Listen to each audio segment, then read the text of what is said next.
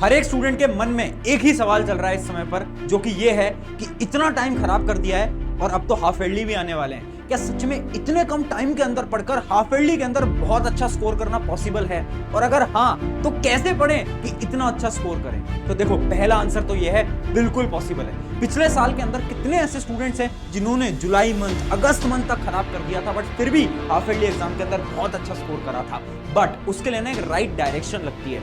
आज की वीडियो में जानते हैं कि आखिर वो डायरेक्शन क्या है, कैसे पढ़ना है, साइंस को कैसे पढ़ना है, हिंदी को कैसे पढ़ना है, इंग्लिश, एसएसटी, मैथ, सारे सब्जेक्ट्स की कंबाइंड स्ट्रेटेजी एक ही वीडियो के अंदर।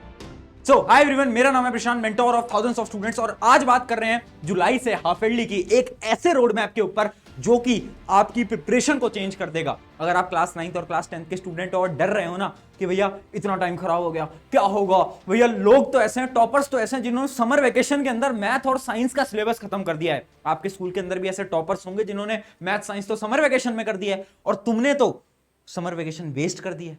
अब इतने कम टाइम के अंदर जहां पर हाफ ईयरली आने वाले हैं, उस हाफ ईयरली के लिए क्या स्ट्रैटेजी को फॉलो करें सब्जेक्ट वाइज, उसके बारे में आज हम बात करते हैं। एक एक करके पॉइंट्स के बारे में बात करेंगे, बट उससे पहले मुझ पे भरोसा करो यार, मैं आप सभी का अपना प्रशांत भैया हूं। एक बार भरोसा कर कर देखो, इस डायरेक्शन को लो अपनी लाइफ के अंदर, और मैं गारंटी से बोलता हूं अगर इन स्टेप्स को फॉलो करते हो ना, आपके नंबर अचानक से इंक्रीज हो जाएंगे। तो स्टेप्स क्या हैं? कुछ बस डायरेक्शंस हैं। पहली चीज क्या है? Less time to study. देखो, बहुत बड़ा सवाल है कि भैया टाइम ही बहुत कम मिलता है क्योंकि हमें स्कूल जाना रहता है। सबसे बड़ी प्रॉब्लम ये है, स्कूल जाते हैं, ट्यूशन जाते हैं, ऑनलाइन क्लास जाता है, होमवर्क लिखते हैं, इतनी सारी प्रॉब्लम है, पढ़ने का टाइम कहां है? सारा टाइम तो होमवर्क ले जाता है। देखो दोस्त, रियलिटी बताता हूं, ये प्रॉब्लम तुम अकेले नहीं हो, ये प्रॉब्लम सबके साथ है। सोल्यूशन क्या है? सोल्यूशन है, सिंपल सा सोल्यूशन है कि भाई अपना जो स्कूल है ना, वो कहीं ना कहीं आपको स्किप करना पड़ेगा। अब इसका मतलब ये नहीं है कि तुम स्कूल ही ना जाओ, इसका यह मतलब है कि यार कभी कभार सैटरडे की छुट्टी ले ली, फ्राइडे की छुट्टी ले ली, है ना, ताकि आप रिवीजन कर पाओ, ताकि आपकी जो बैकलॉग्स बनी हुई उन बैकलॉग्स को आप खत्म कर पाओ। तो सबसे पहली चीज है कि मुझे पता है कम टाइम है, मुझे बिल्कुल पता है, बट आपको यार स्कूल से थोड़ी बहुत छुट्टी लेनी पड़ेगी, है ना, स्कूल को कभी कभार स्किप करना पड़ेगा ताकि आप रिवीजन कर सको। ये बहुत ज्यादा इंपॉर्टेंट चीज है। दूसरी चीज क्या है? Daily targets. सिंपल सी बात है, अगर डेली टारगेट सेट नहीं करोगे कुछ नहीं हो पाएगा। एक टारगेट बनाओ। वो आपने देखा विराट कोहली, जब उसको कोई रन चेस करने को मिलता है ना, कि रन चेस करना है उसे, तो कितनी आसानी से कर लेता है। ऐसा क्यों है? ऐसा इसलिए है क्योंकि उसको ना चेस मास्टर बोला जाता है। जैसे ही उसके सामने एक टारगेट आता है तो उसे पता है कि यार इस टारगेट को कैसे उसे चेस करना है। तो जब हमारे पास डेली का टारगेट होता है ना, तो हमारे लिए सारी चीज आसान है। बट प्रॉब्लम क्या है ना, हम टारगेट ही नहीं बनाते। जैसे कि मैं आपको एग्जांपल देता हूं, मेजरली स्टूडेंट्स क्या गलती करते हैं? टाइम टेबल बनाते हैं। क्या चीज? कि ठीक है यार भैया, मैं ना यार सुबह 6 बजे उठ जाऊंगा, फिर ये करेंगे, वो करेंगे, वो करेंगे, स्कूल जाएंगे, स्कूल से वापस आएंगे, रात को 8 से 10 पढ़ाई करूंगा, 10 से 11 पढ़ाई करूंगा, और फिर 12 बजे सो जाऊंगा। ऐसा ही टाइम टेबल तुमने बनाया? बनाया है? बनाया ना? अगर बनाया तो कमेंट में एक बार यस लिखो, अगर आज तक नहीं बनाया तो एक बार नो भी लिख के बता दो, है ना। जिन जिन ने टाइम टेबल बनाया है उनको मैं रियलिटी बता देता हूं कि इस टाइम टेबल से भैया कुछ नहीं होता, है ना। इससे अच्छा है क्या करो कि डेली टारगेट्स बनाओ, इनको कट करो और टारगेट्स बनाओ। टारगेट्स क्या है? कि आज मुझे इस चैप्टर का ये टॉपिक खत्म करना है। मान लो तुम क्लास 9 के स्टूडेंट हो, तुम मोशन पढ़ रहे हो, तो मोशन का मुझे एक टॉपिक खत्म करना है, ये है आपका पहला टारगेट। फिर दूसरा टारगेट लिखो, और उन टारगेट्स को खत्म करने से पहले नींद नहीं लेनी। समझ पाए? तो क्या करना है? एक टारगेट लिस्ट बनाओ और उन टारगेट्स को अचीव करो। टाइम टेबल मत बनाओ, टाइम टेबल बहुत बेकार चीज होती है। अगली प्रॉब्लम क्या है? कल कब करेंगे? खुद से ना सवाल पूछना पड़ेगा, है ना। कितनी बार हम रात को सो जाते हैं ये बोल के कल कर लेंगे यार, आज नहीं हो पाया, कल तो करना है, बट कल कब? कितने समय से तुम यही बोल रहे हो ना यार खुद से, है ना। कब तक झूठ बोलना है कि कल कर लेंगे, परसों कर लेंगे, तरसों कर लेंगे? यार एग्जाम ना दरवाजे पे आ गया है। अब थोड़ा बहुत हमें स्ट्रिक्ट होना पड़ेगा, थोड़ी बहुत हमें मेहनत लगानी पड़ेगी। तो कल करेगा बहाना तो अब कोई बोलेगा नहीं, है ना। और जब भी मन में आए ना कि कल कर लेंगे, खुद से पूछना कल कब करेंगे, टाइम कहां है कल, है ना। इस वजह से ये बहाना तो खुद से देना नहीं है। अगला पॉइंट देखते हैं, only study according to the syllabus. एक बहुत इंपॉर्टेंट चीज, मैं बहुत सारे स्टूडेंट्स को देख रहा हूं आजकल, वो क्या कर रहे हैं ना, बहुत सारी डिफरेंट बुक्स को भी लगा रहे हैं, है ना। कुछ ऐसी बुक्स जिनकी शायद नीड नहीं है ना। अगर तुम R D Sharma, R S Agarwal ले रहे हो और तुमने एनसीईआरटी सॉल्व नहीं करी है, कोई मतलब है उस बुक का? नहीं है। पहले एनसीईआरटी तो कर लो यार, फिर दूसरी बुक्स लेंगे ना हम। तो अपने सिलेबस के अकॉर्डिंग पढ़ो, क्योंकि मैंने ये भी देखा है कि बहुत सारे ट्यूशंस के अंदर, स्कूल्स के अंदर बहुत सारी एक्स्ट्रा चीजें भी पढ़ाई जाती हैं जो कि आपके बोर्ड एग्जाम में एक्चुअली में है ही नहीं। है ना। तो आपको फोकस्ड रहना है कि आप उतना पढ़ो जितना आपसे पूछा जाने वाला है, आप सिर्फ उतना पढ़ो जितना आपके लिए नीडेड है। ये चीज बहुत ज्यादा इंपॉर्टेंट है ना। और भैया क्या क्या चीजें हमारे लिए नीडेड है, तो देखो पहली चीज होती है आपके लिए, आपको पता है एनसीईआरटी। इससे बड़ी इंपॉर्टेंट चीज तो कोई है ही नहीं। अभी सब्जेक्ट वाइज स्ट्रेटेजी बताऊंगा, सुनते चलो। उसके अलावा क्या होता है, आप ना कोई क्वेश्चन बैंक ले सकते हो, क्योंकि जो क्वेश्चन बैंक होता है जिसके अंदर पीवाईक्यू वगैरह हो, ये बहुत इंपॉर्टेंट होता है। और लास्ट में आपके लिए होता है सैंपल पेपर। बस इतनी चीजें आप कर लोगे ना, कोई अलग किताब लगाने की जरूरत ही नहीं है ना।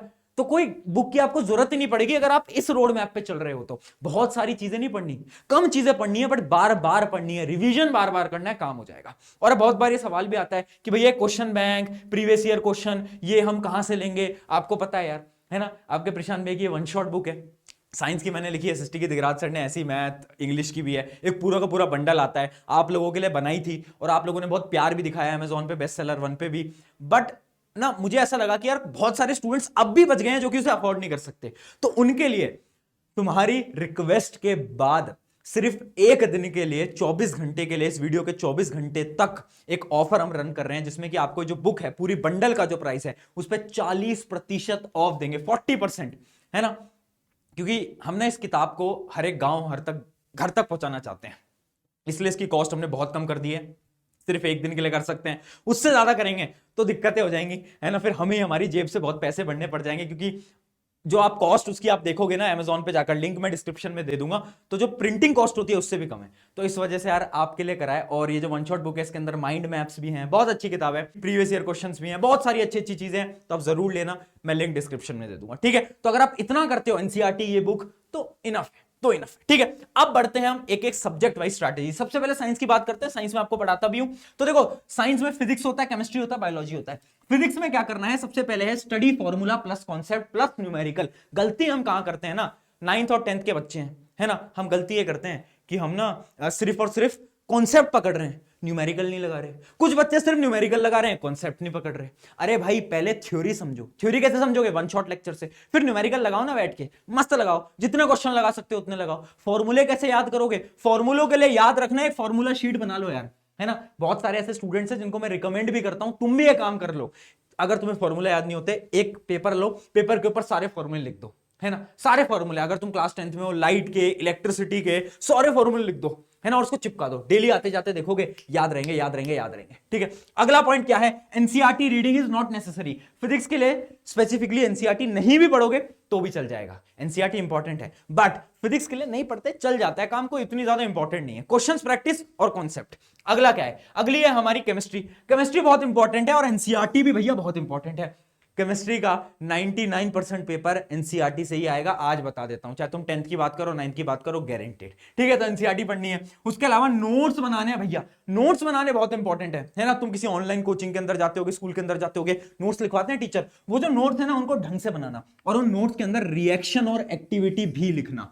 क्योंकि देखो सबको पता है बोर्ड एग्जाम के अंदर तो सवाल जो आपकी जो एक्टिविटीज वगैरह होती हैं, उसके अलावा जो आपके बहुत सारी रिएक्शंस होती हैं, उन सब में से आपके सवाल आते हैं, तो ये सबको पता है। इस वजह से सारी एक्टिविटी आपके नोट्स के अंदर होना चाहिए, ताकि आप बाद में जब रिवाइज करो तो आपको दिखे और आपके दिमाग के अंदर याद हो जाए। लास्ट पॉइंट क्या है, क्वेश्चन से रिवाइज करो। देखो रिवाइज करने का क्या तरीका है, क्वेश्चंस लो और रिवाइज करो, सिंपल सी बात है। क्योंकि केमिस्ट्री बोरिंग है, मुझे पता है, केमिस्ट्री पढ़ने में बहुत बोरिंग लगती है ना, क्या करो, क्वेश्चन प्रैक्टिस करो, ठीक है यार। 10 क्वेश्चन लगाएंगे और उन 10 क्वेश्चन की मदद से उस चैप्टर को रिवाइज करो। समझ पाए, समझ पाए, ये मेथड बहुत इंटरेस्टिंग है। बोरिंग जो तुम्हें रिवीजन बोरिंग लगता है ना, इस मेथड से खत्म हो जाएगा। अगली चीज करते हैं हमारी बायोलॉजी, जो कि बच्चों को, कुछ बच्चों को बहुत प्यारी है, कुछ बच्चों को बहुत बेकार लगती है। पहली चीज यार, एक शॉर्ट नोट्स बना लो प्लीज, है ना। मुझे नहीं पता तुम अपने ट्यूशन कोचिंग के अंदर तुमने नोट्स बनाया नहीं बनाया, मैं बस तुमसे इतना बोल रहा हूं, हर चैप्टर के शॉर्ट नोट्स बना लो। शॉर्ट नोट्स क्या होते हैं, एक पूरे चैप्टर को 2 पेज के अंदर लिखना, सिर्फ 2 पेज के अंदर। एक चैप्टर है लाइफ प्रोसेस, उसको 2 पेज के अंदर तुम लिखोगे तो वो होंगे शॉर्ट नोट्स। कैसे लिखोगे, उसके इंपॉर्टेंट पॉइंट्स को लिखो और शॉर्ट नोट्स बनाओ, जब तुम रिवाइज करोगे, बहुत इंपॉर्टेंट चीज है। अगला पॉइंट क्या है, डायग्राम एमसीक्यू। डायग्राम प्रैक्टिस करने, सबको पता है, बताने की जरूरत नहीं है। एमसीक्यूज प्रैक्टिस करने हैं, ये बात सबको नहीं पता, क्योंकि मैं इतने साल बोर्ड एग्जाम के पेपर को एनालाइज करता हूं तो मैंने देखा यार बायोलॉजी के एमसीक्यू पता नहीं थोड़े से टफ आ जाते हैं, तो एमसीक्यूज की प्रैक्टिस करना। उसके अलावा क्या है, स्टोरी फॉर्मेट से याद करो, है ना। अगर तुम मुझसे पढ़ते हो तो तुम्हें पता होगा कि मैं कैसे स्टोरी से याद कराता हूं। क्लास 9 के स्टूडेंट्स हैं तो उन्हें पता होगा, सेल चैप्टर मैंने उन्हें पढ़ाया कैसे स्टोरी से, आईफोन की स्टोरी से याद कराया। तो स्टोरी से तुम भी याद करने की कोशिश करो। आगे बढ़ते हैं फटाफट से। हमारी अगली स्ट्रैटेजी मैथ। देखो सिंपल सी बात है, मैथ में पहला पॉइंट प्रैक्टिस प्रैक्टिस प्रैक्टिस। काम तो प्रैक्टिस से ही चलेगा, बट और क्या चीजें हैं। पहली चीज है हमारी रटना नहीं है ना। स्पेशली ऑफेंड मत होना, बट कुछ लड़कियों को मैंने से देखा है, लड़के कम करते हैं, लड़कियां बहुत करती हैं। मैथ को रट रहे हैं, क्वेश्चंस को रटे जा रहे हैं, रटे जा रहे हैं, रटे जा रहे हैं, इनका आंसर ये होगा, इनका आंसर ये होगा। अरे भाई अगर तुम्हारे पेपर के अंदर सवाल बदल गया, थोड़ा बहुत भी बदल गया, क्या कर लोगे हैं। अगर क्वेश्चन चेंज कर दिया तब क्या कर लोगे, एनसीईआरटी के बाहर का सवाल डाल दिया तब क्या कर लोगे, क्वेश्चन रटना नहीं है। उसके अलावा क्या है, स्टार्ट विद एग्जांपल।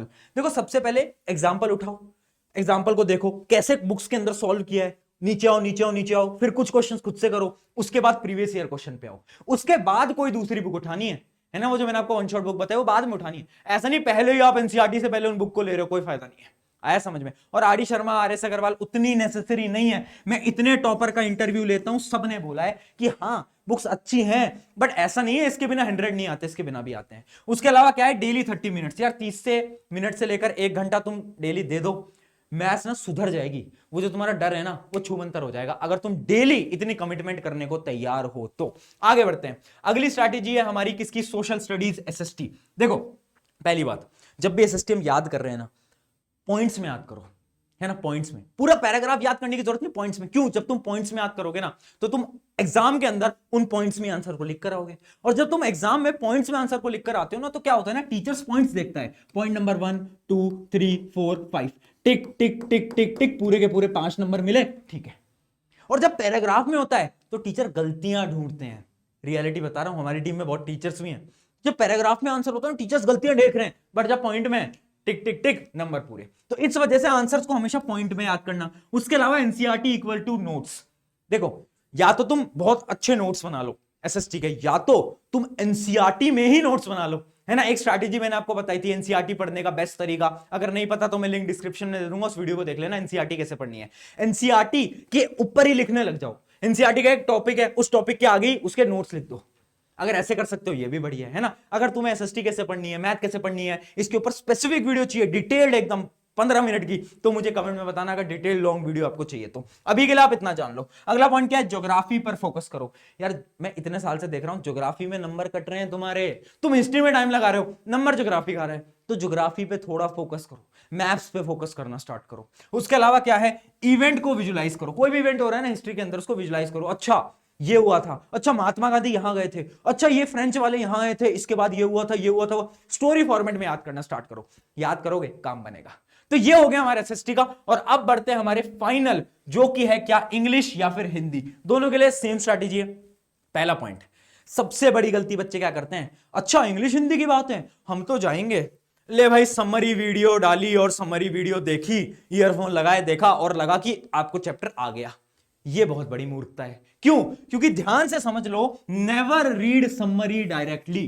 कभी भी समरी को डायरेक्टली रीड मत कर लेना, सबसे बड़ी गलती है। हाँ तुम वीडियो देखो, तुमने वीडियो देखी, तुम्हें समरी समझ आ गई, अब तुम्हें एक बार रीड करनी पड़ेगी पूरी की पूरी।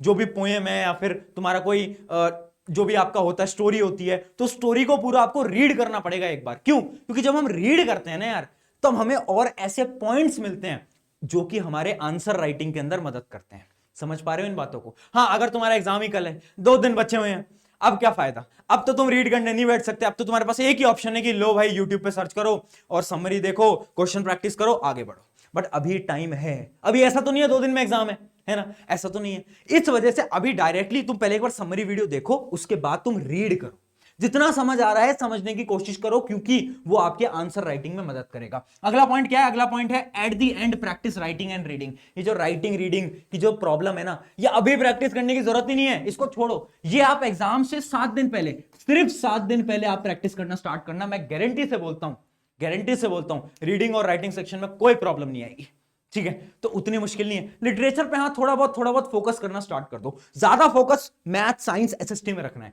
हिंदी इंग्लिश हो जाती है, कम टाइम के अंदर भी हो जाती है, बहुत बड़ी रियलिटी है, ठीक है, तो एक पूरा का पूरा रोड मैप है, बड़ी वीडियो थी, इंटरेस्टिंग वीडियो थी, और अगर इसको फॉलो कर लिया ना, मैं गारंटी से बोलता हूं वो जो तुम शुरू में सोच रहे थे ना कि हाफ ईयरली कैसे होगा, इतना कम टाइम बचा है भाई, हमने तो लेट पढ़ना स्टार्ट करा है, ये सारी प्रॉब्लम खत्म हो सकती है अगर तुम ऐसे पढ़ते हो। बट रियलिटी ये भी है कि कितने बच्चे इस वीडियो को देखेंगे बट फॉलो कितने करेंगे। तो एक बार खुद से सवाल पूछो, क्या मैं इसे फॉलो करने वाला हूं, करने वाली हूं, है ना? और अगर अंदर से आंसर यस आ रहा है तो बस तुम कर जाओगे। ऑन दिस नोट, शुक्रिया एवरीवन, मेरा नाम है प्रशांत, मिलते हैं नेक्स्ट वीडियो के अंदर, टेक केयर, बाय।